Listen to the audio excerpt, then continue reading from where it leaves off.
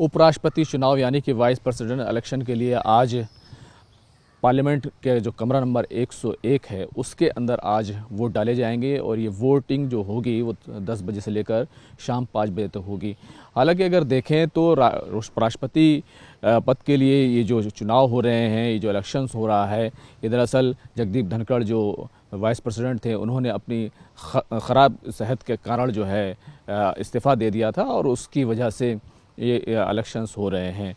अगर देखें तो इसमें जम्मू कश्मीर के जो राज्यसभा सांसद होने चाहिए थे, क्योंकि अभी तक उनका इलेक्शन नहीं हुआ है, इसलिए वो इसमें हिस्सा नहीं लेंगे। इससे पहले भी जो इलेक्शन हुआ था उस वक्त भी जम्मू कश्मीर से जुड़े जो राज्यसभा के सांसद होने चाहिए थे वो इसमें हिस्सा नहीं ले सके थे। तो ये एक पहलू है।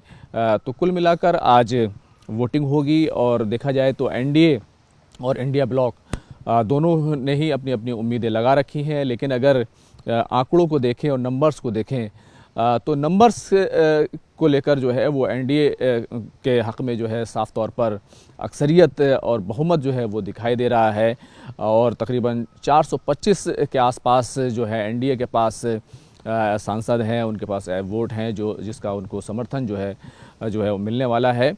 लेकिन अगर इंडिया ब्लॉक की अगर बात करें तो इंडिया ब्लॉक को भी जो है उम्मीद है और इंडिया ब्लॉक ने दरअसल इस पूरी लड़ाई को एक सांकेतिक, एक अलामती जो है वो जंग बना दिया है, क्योंकि जमहूरियत और का तहफ़्फ़ुज़ करना है, उसकी हिफाजत करनी है और साथ ही साथ जो मुल्क में जो जिस तरीके से जो दस्तूर है और संविधान है उसकी रक्षा करने की जो है वो बात जो है इंडिया ब्लॉक जो है वो कर रहा है।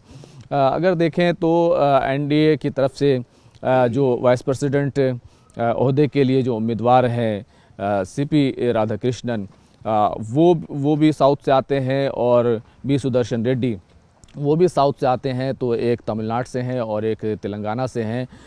तो देखा जाए तो ये लड़ाई जो है साउथ वर्सेस साउथ ही है। लेकिन अगर नंबर्स की बात करें तो सीधे तौर पर जो लोकसभा है उसके अंदर जो एनडीए ब्लॉक है, एनडीए है, उसको जो है वो 293 जो है मेंबर ऑफ पार्लियामेंट की हिमायत हासिल है, क्योंकि इस पूरे इलेक्शंस में चाहे वो राज्यसभा के मेंबर ऑफ पार्लियामेंट हो, चाहे लोकसभा के मेंबर ऑफ पार्लियामेंट हो, चाहे वो नामजद किए हुए हों यानी मनोनीत हों, वो सभी जो है इसमें वोटिंग करते हैं। तो वोटिंग जो है वो होगी और दोनों ही जो ब्लॉक हैं उनको उम्मीद है। लेकिन अगर नंबर्स की बात करें तो कोई मुकाबला जो है वो सीधे तौर पर नहीं दिखाई दे रहा है। सीपी राधाकृष्णन जो है उनको 425 से लेकर 439 तक जो है वोट उनको मिल सकते हैं। हालांकि कई पार्टियां हैं, उन्होंने ये कहा है कि वो इससे दूरी बनाएंगे। जैसे बीआरएस और बीजेडी ने भी कहा है कि वो फ़िलहाल जो है इसमें वोटिंग जो है नहीं करेंगी। बी सुदर्शन रेड्डी हैं जो तेलंगाना से हैं और आंध्र प्रदेश का क्योंकि ये इलाका है और वहाँ पर वाईएसआर कांग्रेस के लिए एक जो है संकट की स्थिति ज़रूर जो है खड़ी हुई थी कि वो क्या करें, क्योंकि अपने इलाके के जो उम्मीदवार हैं क्या उनको वोट देना चाहिए। तो उन्होंने भी ये कहा है कि वो एनडीए ब्लॉक को ही जो है वो समर्थन करेंगे और उनके जो एमपीज़ होंगे वो एनडीए ब्लॉक के जो उम्मीदवार हैं सीपी राधाकृष्णन उनको ही हक़ में जो है वोटिंग करेंगे। तो बहुत ज़्यादा उम्मीद देने से ही नंबर जो है वो अपनी जगह है। टोटल जो है इस वक्त जो राज्यसभा और लोकसभा और जो मनोनीत यानी कि नॉमिनेटेड जो मेंबर ऑफ पार्लियामेंट है उनकी अगर तादाद को मिलाया जाए तो 781 जो है वो वोटर्स हैं और मेजॉरिटी का जो नंबर है वो 392 है। तो काफ़ी ज़्यादा एनडीए के पास है। लोकसभा में 542 मेंबर ऑफ पार्लियामेंट हैं। अगर जो स्पीकर्स को छोड़ दिया जाए, जो अध्यक्ष होते हैं उनको अगर छोड़ दिया जाए तो एनडीए के पास 293 हैं और अपोजिशन के पास जो इंडिया ब्लॉक है उसके पास 234 ही है। और जो दूसरे अदर्स मेंबर ऑफ पार्लियामेंट हैं जो अलग अलग पार्टियों से हैं, जो इंडिया ब्लॉक का हिस्सा नहीं है या आज़ाद जो है नॉमिनेटेड हैं, तो वो 15 जो है मेंबर ऑफ पार्लियामेंट हैं।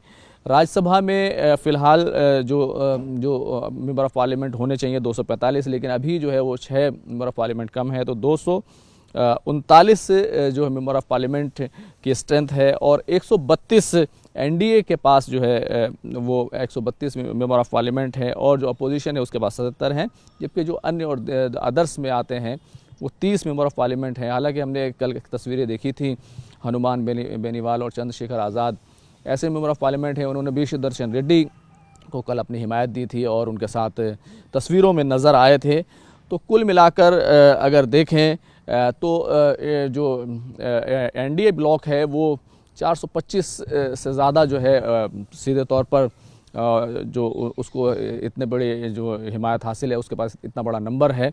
लेकिन बी सुदर्शन रेड्डी और इंडिया ब्लॉक की तरफ से जो है ये कहा जा रहा है कि ये हमारी वैचारिक लड़ाई है और जो लोकतंत्र की हत्या हो रही है, संवैधानिक संस्थाओं का गलत इस्तेमाल हो रहा है, उन तमाम चीज़ों को देखते हुए बी सुदर्शन रेड्डी ने एक वीडियो भी जारी किया जिसमें उन्होंने कहा है कि सोल ऑफ इंडिया के लिए वोट करें और जमहूरियत और लोकतंत्र को बचाने के लिए वोट करें। और ये ही जो है उम्मीद है इंडिया ब्लॉक को कि क्रॉस वोटिंग होगी और कहीं ना कहीं ज़्यादा जो है जो इंडिया ब्लॉक है उसको ज़्यादा वोट हासिल होंगे। लेकिन नंबर्स जो सीधे तौर पर दिखाई दे रहा है वो एनडीए के हक़ में है। पूरा एनडीए जो है वो एकजुट दिखाई दे रहा है, जैसे इंडिया ब्लॉक एकजुट दिखाई दे रहा है। लेकिन अगर देखें तो बीजेडी और बीआरएस दोनों ने ही जो है एक तरीके से अपने आप को इस इलेक्शन से अलग कर लिया है। नोटा का ऑप्शन क्योंकि इस इलेक्शन में नहीं होता है, इसलिए वो इसमें वोटिंग में हिस्सा नहीं लेंगे। तो कुल मिलाकर कहें तो ये लड़ाई जो नतीजा आएगा वो कहीं ना कहीं न सिर्फ सरकार की एक मजबूती को दिखाएगा, क्योंकि अगर अपोजिशन का उम्मीदवार जीत जाता है तो ये बहुत बड़ा धक्का होगा और सरकार के गिरने का जो है वो ख़तरा एक तरीके से पैदा हो जाएगा। तो ये एक वैचारिक लड़ाई है। शाम 5 बजे तक, सुबह 10 बजे से शाम 5 बजे तक जो है वोटिंग होगी और उसमें प्राथमिकता जो है वो बताई जाएगी कि पहले नंबर पर हम जो है तरजीह इस उम्मीदवार को देते हैं, दूसरे नंबर पर उसको देते हैं और फिर शाम 6 बजे से जो है काउंटिंग होगी और उसके बाद नतीजों का जो है ऐलान जो है वो कर दिया जाएगा। हालांकि अगर देखें तो जगदीप धनखड़ का जब इलेक्शंस हुआ था उस वक्त जो वाइस प्रेसिडेंट चुने गए थे उस वक्त 500 से ज़्यादा जो है वोट वो जगदीप धनखड़ को मिले थे। तो देखा जाए तो एनडीए ब्लॉक में भी वो जो है थोड़ा सा नंबर इस बार कम है, लेकिन फिर भी इतना नंबर है उनके पास कि वो उनका उम्मीदवार जो है सीपी राधाकृष्णन जो है वो जीत दर्ज कर सकते हैं। कैमरामैन प्रकाश गुप्ता के साथ खुर्रम शहजाद, न्यूज़ 18 दिल्ली।